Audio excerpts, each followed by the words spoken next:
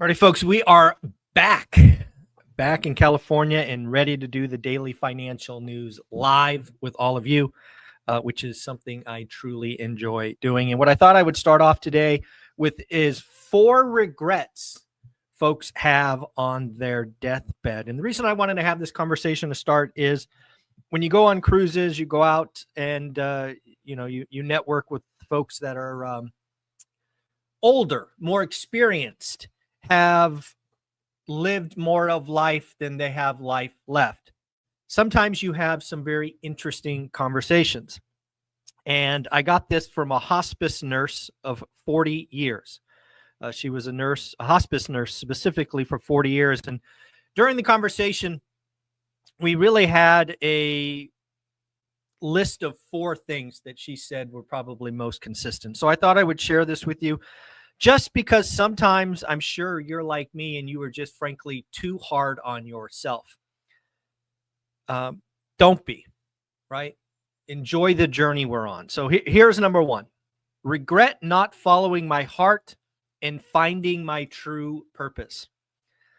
Lots of us get on a path. Life happens. And we are just simply going through the motions. I know I've had this happen in my life. I'm sure it has happened in yours.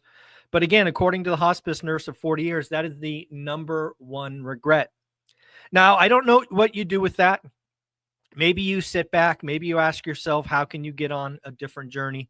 All of that. But again, if you're sitting there and you're 25, 35, 45, so on and so forth, and you know that the number 1 regret is not following my heart in finding my true purpose, maybe it'll give you thoughts. Next, regret not having the courage to love others fully. Now, again, some of these that she shared, I'm sharing as she did. I didn't really get, right? And maybe it's the word love that kind of throws me off. But again, where I come from, or at least how I see the world, either you do or you don't. But again, love others fully was number 2. Number 3, kind of the reverse of that, which was odd, is to let others love me fully. It's funny. I actually understood that one more than the other.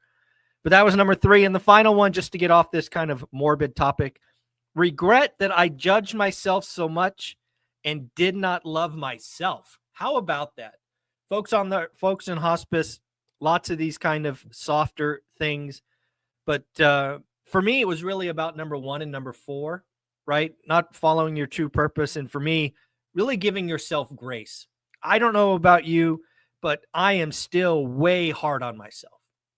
I am still way hard on myself. I don't give myself grace. Don't give myself permission to do all of that. So anyways, that was something I thought was interesting. Now let's get really into the daily financial news, how we can make some money, have some fun. Let's talk about home builder confidence. Home builder confidence came out yesterday as I was traveling home, and one might say it's crashing. One might say it's continuing its downturn. I don't know how it can't be horrible, right? Home builder confidence crashed more. Costs surged. Current sales conditions have dropped. No kidding. No kidding. To that end, we did get housing starts this morning, also building permits, both higher than expected. Housing starts last month were 1.38. They're now 1.5, just over 1.5 million. Up 11% month on month, but down 3% year on year. Building permits also up more than expected to 1.46, but again, just barely. So again, folks, lots of stuff going on. We are in the spring selling season. Probably explains why housing starts was up more than expected. But yes, I've come to believe, and I've shared this sporadically in the daily financial news, that we are on an interesting timeline for the next 6 or 9 months. And what is that timeline? Step 1 of the timeline is it's clear, 100% clear, that the U.S. economy is going to be off government spending. We grew the last, call it 2 years, If you want to argue and call it 3, sure, but certainly 2 years. We have grown because the government spent like drunken sailors. That is clearly not happening. So as the government spending contracts, that's obviously a negative for the U.S. economy. However, as the government contracts, what should happen is the private sector should pick that up. However, we are flying a plane. The U.S. economy in this example is flying a plane. You're essentially ripping out parts and hoping while you're flying, you could put in new parts, new, fresh, shiny parts, and not crash. And by crash in this case, I mean recession.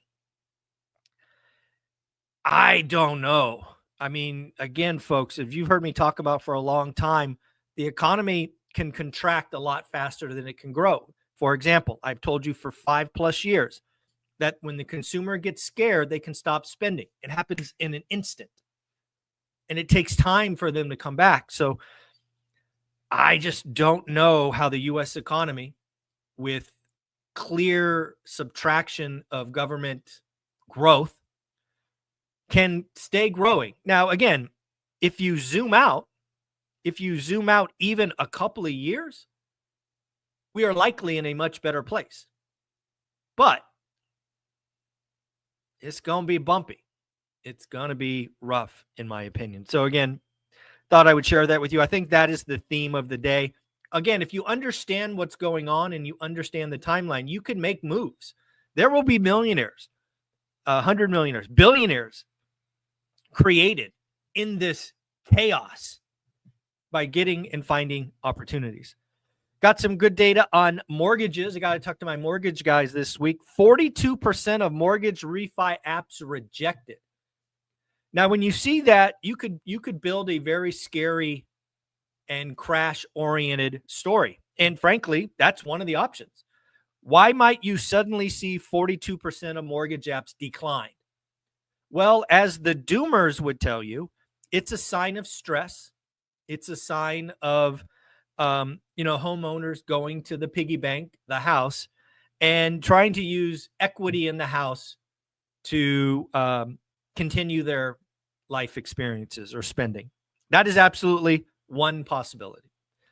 The second one is we have had rates drop, and all we have had is we've had a bunch of people pulled off the sidelines that hear about lower rates, but frankly, the rates aren't low enough and they don't qualify. I mean, that could be it as well. There's always a story behind the story. Doomers will only tell you only one negative story. But when you step back and you ask what's going on at the consumer level, there's likely at least 2, if not 3 stories. We got Frontier Airlines taking a swipe at Southwest. Southwest Airlines, not sure if you heard this, I think it was last week, will now start charging for bags. One of the things they did for a long time, if you're not a frequent traveler, is they didn't charge for the bags. Well, Frontier Airlines says, you know what? We got your back, Mr. and Mrs. Consumer. Fly Frontier, and your bags fly free. I thought that was pretty interesting.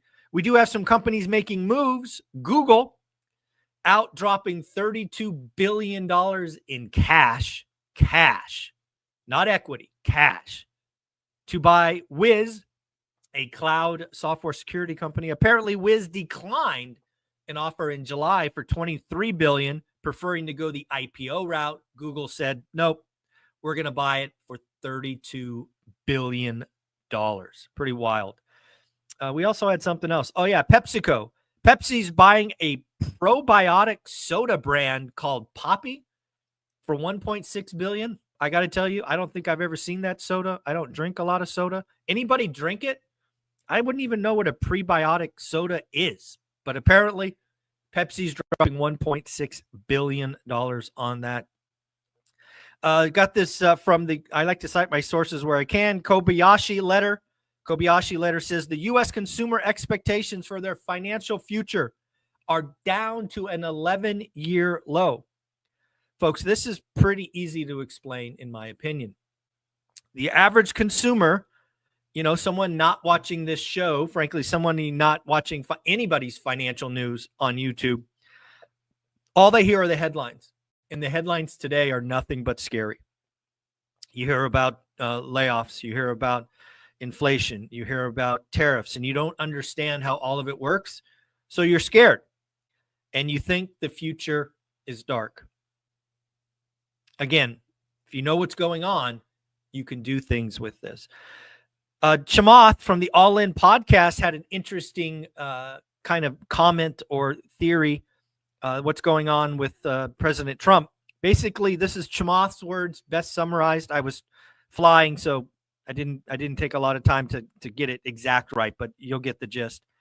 I think the great thing about Trump, this again is Chamath, I think the great thing about Trump is he's going to reset and take a lot of wealth from asset holders. Think about the billionaire Chamath and what he just said. He basically said for the last, I don't know, what do you want to call it, 4 years, the top 10, the top 20% have gotten ridiculously rich, while everybody else is struggling. Inflation, lack of opportunity, whatever you want to look at. And Chamath basically saying the gravy train's over and pain is coming. Now, I don't know if Chamath is right. I think if you look at the stock market, you could certainly see, I think it's down 10%. I haven't checked this morning, but it's definitely something to think about. I don't know. What do you guys think? Is he right? Is he wrong? Are we going to see all assets crash, and thus, lower asset prices opens up opportunity? That's just how it works, right? My experience is with the average consumer is when asset prices fall down, they always think they're going to fall down more. So again, do the work, know your stuff, try to stay in the game. I do want to shout out the team. I saw in our school community that we had a Bay Area meetup on Sunday. We had a Bay Area meetup. It looks like 14 or 15 folks were there, if I remember correctly. And one of the things I really hope I see more of in the future is local meetups, one rental at a time fans getting together, talking shop, sharing stories. Obviously, I'm very proud of what we're doing in school. We're giving away free education, lots of, different live streams. And I just love to see that the Bay Area crew stepped up and held a Sunday get together. Also want to shout out our newest school member, Iker. Iker, thank you for joining. Again, introduce yourself, get those free education at level 2, level 3. Let's talk about gold. I did not check this morning, but it was over $3,000 yesterday, 3,022. Oil down to 68. And I don't know if you've seen it, but egg prices are collapsing. So is gas. I read an article yesterday. I did not verify the source, but they were saying that gas on a national level might be below $3 soon. We actually talked about this, I think, a month ago, that one of the first things that President Trump is going to do is get gas prices down. Some of you didn't see that based on the comments. Why do you think President Trump wants cheaper gas? Folks, do you not remember what happened when gas went to $5 or whatever it was? We had all these stickers of Biden saying, I did that, I did that, I did that. Well, guess what? If Trump can get gas prices under $3, same thing happens. I did that, I did that, I did that. Also, if you don't know, gas, aka oil, is in everything. So if we could get that most mainstream of expenses down, the American consumer, the 80% that we were talking about earlier, will feel better. Again, the top 20% that Chamath talked about, they don't care if gas is $5 or $3. But the other 80% who's been getting screwed, they do. And they will start feeling better with gas below $3. We did get the Empire State Manufacturing Survey yesterday, and it was ugly. It was like really ugly. Last month was down 2.4. It was expected to get slightly better, but still down at 1.8, negative 1.8. No bueno. I haven't seen a miss like this in a long time. It was down 20.9%. Folks, that's recessionary level activity coming out of the Empire State. And even worse, prices paid continue to increase, aka inflation. New orders down 14%. Bad. Folks, can you say stagflation? Not good. Retail sales last month down negative 1.2%, expected to grow 0.6. As I shared the other day, I didn't see a chance of that happening. I actually thought they would be slightly negative.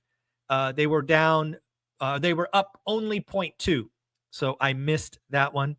January was revised lower to negative 1.2, previously 0.9. So again, there's that. Restaurant and bars might be an early indication of what's going on. Down 1.54%, down 8.5% in 3 months. Folks, if we're not going to restaurants and bars, if we have the American consumer pulling back 8.5% in the last 90 days, that is a scare. This is exactly what I tried to share with you. That is a sign that the consumer is scared. If they're skipping a $50 meal to eat at home, and we have 8.5% less of that, that's a sign that the consumer is scared. So again, we can watch these things. Dollar General, we'll get to two more things and we'll wrap today. Dollar General warns that low-income Americans' finances are getting worse. Now you got to remember at Dollar General, their average consumer makes $40,000 a year. That's where Dollar General's average consumer, $40,000 a year. The problem here, folks, is, again, back to the earlier opportunity on gas, on eggs. If President Trump can get gas sub $3, those families who make $40,000, they're going to feel it the most.